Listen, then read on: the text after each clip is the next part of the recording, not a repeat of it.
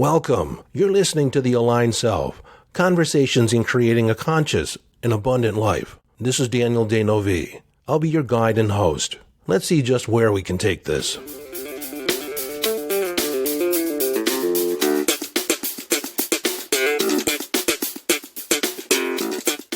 Hello, friend, and welcome to another episode on intuition. As you may know, if you've been with me from the beginning, we started out talking about intuition and psychic ability, how to develop it, on a whole series. And if you're just joining us and you're fascinated by intuition, by all means go back to the beginning and listen through, or pick and choose the ones that appeal to you. Follow your intuition as to which ones you should listen to or could listen to first.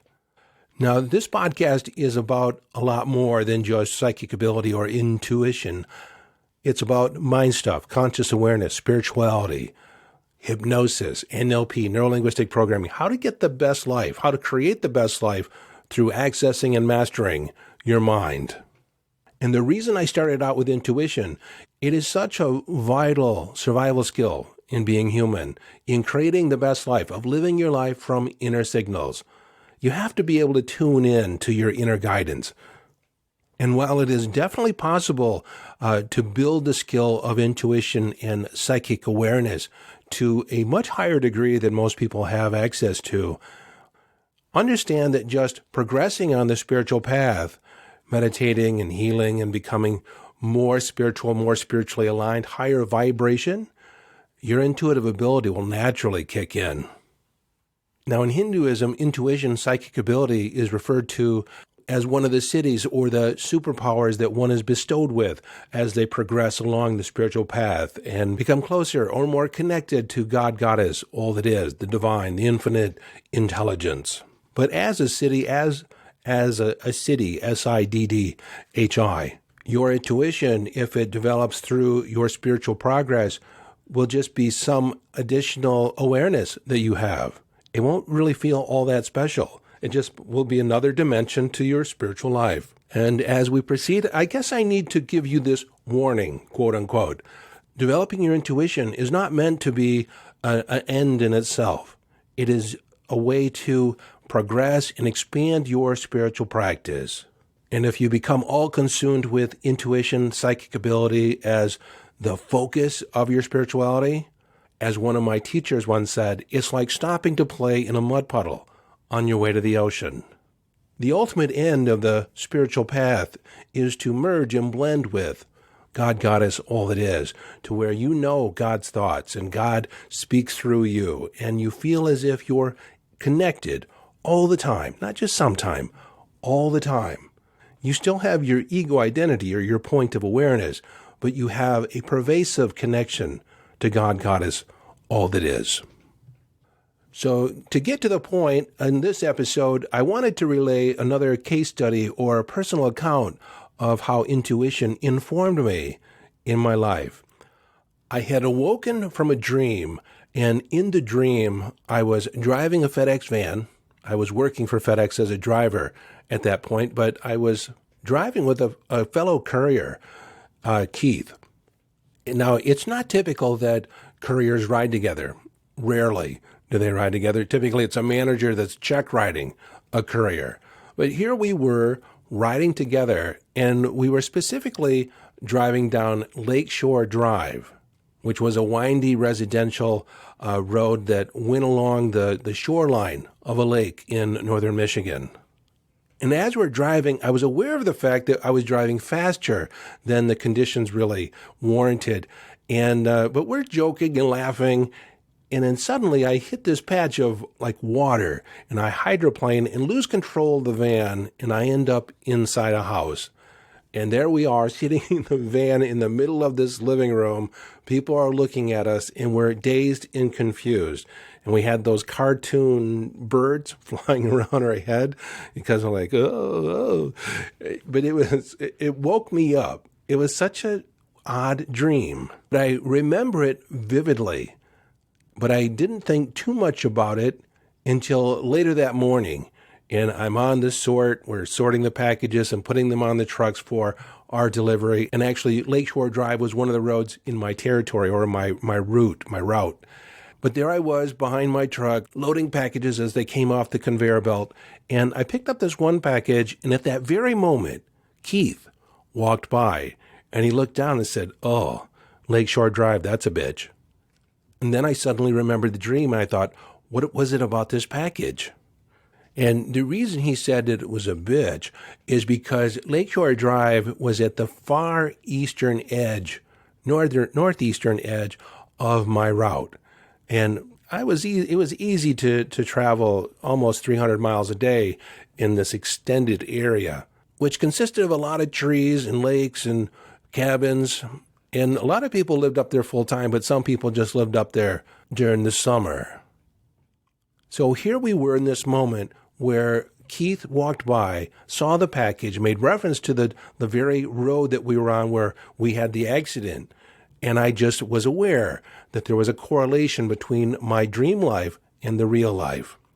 Well, I continue to put packages on my truck because this is right around Christmas time and it was getting quite busy. So I focused on loading my truck and getting out of the building. Well, the way I ran my route, that was one of the very first stops that I made. I drove up the long way, and so I could work my way back into town and have a higher concentration of stops. So I thought I would pick that one off early in the day. Well, as luck would have it, nobody was home. And at that point in time, signature required on packages. We just couldn't leave most of them at the front door. So since I couldn't deliver the package, I left a note and then I restocked it on my truck and put it aside. Went ahead and delivered the rest of my stops during the day, but it was already probably 5:30 by the time I was done, and I started heading back to the station, which was about 80 miles away. And since it was December, it was already getting dark. But rather than drive straight in, I decided to cut across the county and see if I could reattempt that package and get rid of it so I wouldn't have it the next day, because who knew? It was always a crapshoot what you would get the next day. And while I could get another package on the same road, it wasn't guaranteed. And, if I didn't have to go up there the next day, I didn't want to go up there the next day. So there I was back on Lakeshore Drive in the evening, and I suddenly remembered my dream. I was coming up to the place where I had lost control of my truck, and suddenly I just slowed down. And was hyper aware. And as soon as I tapped the brakes to slow down, I wasn't going too fast either. I just was very aware and very cautious. But the moment I slowed down, a young boy on a bicycle shot out of a driveway, probably 10 feet in front of me, and went across the road. And had I maintained the same speed, I would have more than likely ended his life. The driveway he came out of was a little incline, so he was, riding down the hill and was totally oblivious to me because not that many cars traveled down there. But when I saw him, I brought the van to a complete stop and just watched him. And he was aware. I couldn't, he knew he could have been taken out.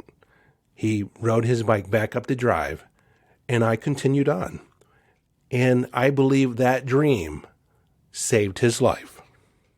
So while my dream wasn't prophetic in the fact that it happened exactly the way I dreamt it or exactly the way I thought of it, it was odd enough to where it caught my attention, and it brought several things into my awareness. And when I was first up there in the morning, I didn't even think about the dream. But later in the evening, suddenly I was very aware. My intuition chimed in and said, "Okay, McFly, make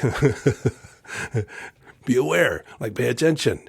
And it made a big difference.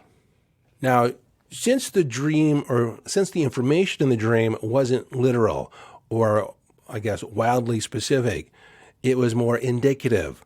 It pointed to an idea. I think in a future episode, we'll talk about developing your own personal dictionary for intuitive information, the symbolic representations that may pop up for you. Now, the symbols and ideas that you get in your head may be completely different than the ones I get in my head. Because why? We have two different brains. We have two different sets of references. So there isn't a literal dictionary out there that when you think of spiders, it means this. And when you see, a man in a golf shirt, it means that. Okay, I just got the impulse to talk about when I was at a holistic fair. In addition to speaking, I had a booth where I was featuring some of the courses in my coaching programs. One of the courses I was featuring was my intuition course.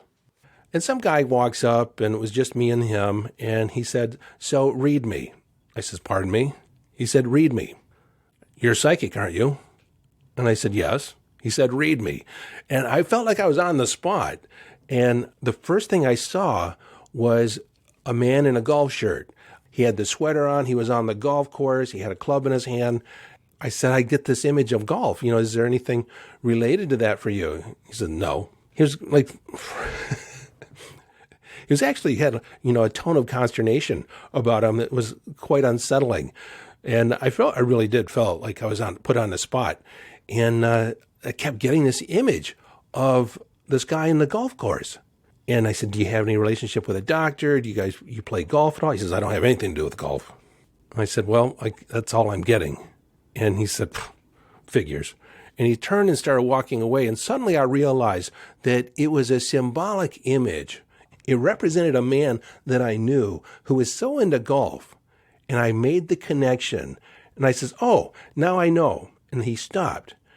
And I said, "You have two children that you haven't really talked to in probably, I'm guessing, 12 years. You haven't had much of a relationship at all." And he started turning red. And you carry a lot of guilt around that. And I said, that's why you're a healer. That's why you do massage and healing work. You think that will atone or make things better. I'm being told that you need to have a conversation with them. And he just looked at me.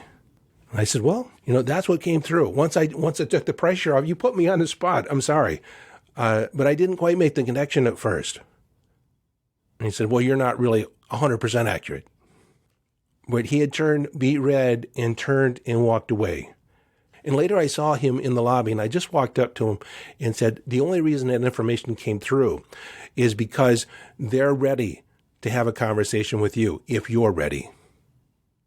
But for me, the image of the golfer represented somebody that I knew was estranged from their family, was somewhat narcissistic, was just kind of an ogre with his kids, and they didn't want anything to do with him. So I just assumed that was the dynamic that was presented in front of me. And I think it was spot on based on his response. He never actually confirmed it, but he did not negate it either. So I'm thinking I was spot on. But that's a representation of an image or an idea that was presented to me that was only meaningful to me. Now, something else just occurred to me. Since I was talking about my intuition course that I was presenting at this holistic fair, I think it's time to bring it back out. I've had registrations on pause, and I think it's time to open the course back up and make it available for those of you that would like to study more deeply. But at the moment, there's nothing specific to say about it, just the fact that it's going to be made available somewhat soon, I guess. Now, if you haven't already joined our Facebook group, you're more than welcome to join the Aligned Self Podcast Listeners Facebook group. The link is in the show notes. Ask to join, answer the questions, please. And when it's asked, "How did you hear about the Facebook group?" answer on the podcast. That way I know that you're a bona fide listener. I just don't want anybody in the group. I want it to be a safe space for you and somebody that's invested in the conversation that we're having here. And if you have joined the Facebook group, don't share the group, please. By all means, share the podcast. That way people can make a decision for themselves if they want to be in the conversation, rather than invite someone into the Facebook group and they not know anything about what's being talked about. So until next time, this is Daniel Denove. Follow your bliss, and by all means, live the epic life.